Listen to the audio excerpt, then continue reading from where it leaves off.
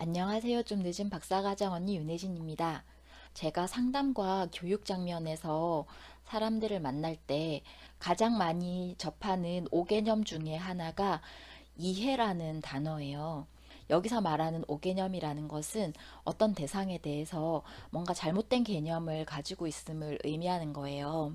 그래서 가장 사람들이 잘못 이해하고 있는 것 중에 하나가 이해라는 단어라고 저는 생각하는데요. 예를 들어서 어떤 사람이 다른 누군가와 다툼이 있거나 이견이 있을 때 저 사람의 입장에서 한번 생각해봐. 저 사람을 좀 이해해봐. 이런 말을 자연스럽게 하게 되는데요.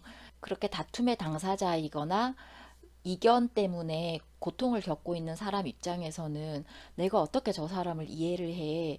왜 너는 저 사람을 자꾸 이해하라고 그러냐? 반박을 하기도 하는데요. 그 이면을 들여다보면 상대방을 이해하는 것은 상대방이 옳다라고 인정하는 것, 이렇게 생각을 하시는 것 같더라고요. 그런데 제가 교육과 상담 장면에서 말하는 이해라는 거는 상대방에 대해서 파악을 하라는 의미거든요. 예를 들어서 제 앞에 5살짜리 아이가 있어요. 그 아이가 저에게 뭐라고 이야기를 한단 말이에요.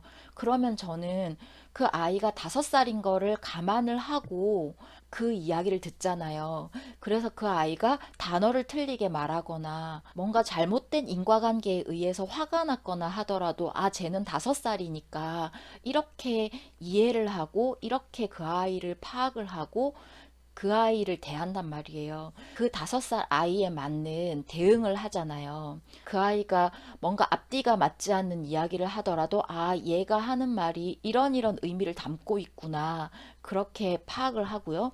그리고 그 아이가 뭔가 잘못된 이유로 인해서 저에게 엉뚱하게 화를 낸다 하더라도 얘가 5살이라서 이렇게 잘못 이해하고 있어. 그것을 감안해서 걔를 달래주거나 이런 식으로 대한단 말이에요.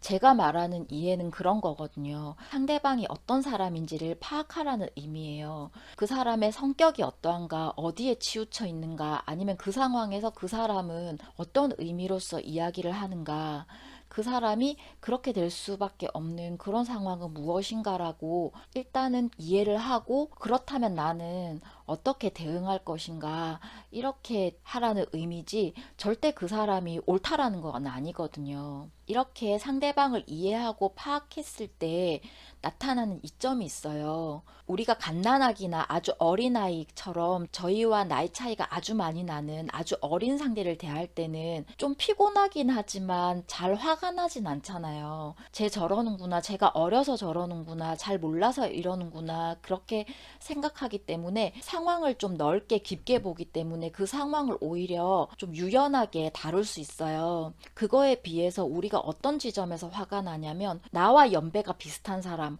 아니면 오히려 나보다 연배가 높은 사람, 나보다 상황이 좋다라고 생각하는 그런 사람이 뭔가 내가 이해하기 힘든, 내가 받아들이기 힘든 언행을 했을 때, 그때 우리는 화가 나는 거예요. 저 정도 되는 나이라면, 저 정도 되는 지위라면, 저 사람 정도의 경험이라면 이걸 분명히 이해하고 있어야 되는데, 이 정도의 인식은 당연한데, 왜 저렇게 행동하지? 이런 생각 때문에 상대방의 사소한 부분에서조차도 걸리는 거거든요. 그런데 저 자신을 볼 때에도 그런 부분이 있거든요.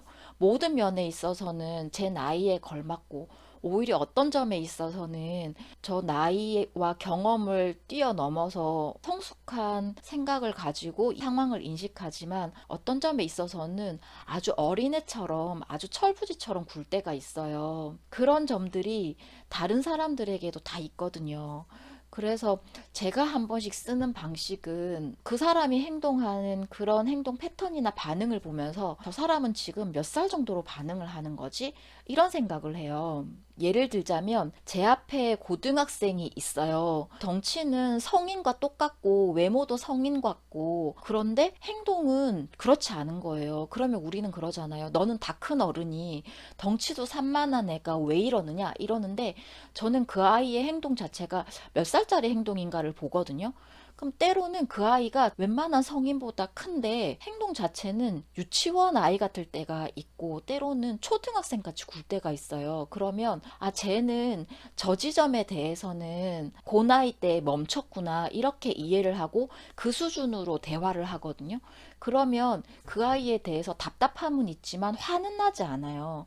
그렇게 몇 번을 훈련시키고 나면 그 아이는 그 지점을 넘어서거든요. 그런 경험을 좀 많이 했기 때문에 다른 어른들을 볼 때도 그런 식으로 좀 바라보려고 노력을 해요. 저보다 나이가 들고 저보다 경험이 많고 이런 부분들이 있지만 어떤 지점에 있어서 뭔가 저분답지 않다, 저 연령대에 답지 않다, 저런 경륜에 답지 않다 하면 어떤 상황에서 저렇게 하시는 거지? 이런 식으로 생각을 하는 거죠. 저분은 다른 지점에 있어서는 어떨지 모르겠지만 저 지점에 있어서는 저 수준이구나. 그걸 파악하는 거예요. 그러면 거기에 대한 대책을 세우는 거죠. 이해를 시켜서 뭔가 설득할 것인가 아니면 그 부분을 적당히 무마해서 넘어갈 것인가 그냥 대응하지 않고 넘어갈 것인가 이런 전략을 짜는 거죠.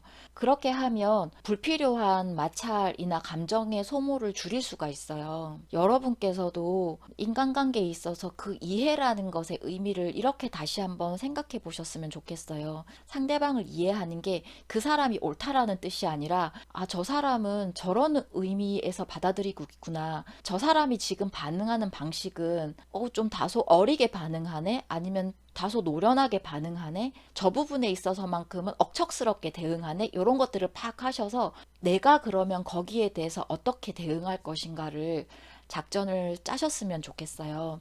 이렇게 하시면 사람을 보면서 어떻게 저럴 수가 있지?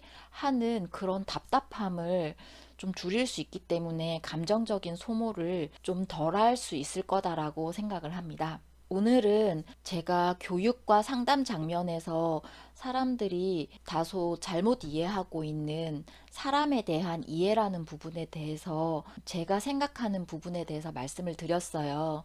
여러 번 반복해서 말씀드렸지만 상대방을 이해하라는 게 그 사람이 옳다라는 뜻이 아니라 그 사람에 대해서 파악하고 저 사람이 어떤 의미에서 어떤 상황에서 어떤 수준에서 저렇게 하고 있는 것인지를 이해하고 파악하고 그리고 거기에 준해서 내가 어떻게 할 것인지에 대해서 전략을 짜셨으면 좋겠다.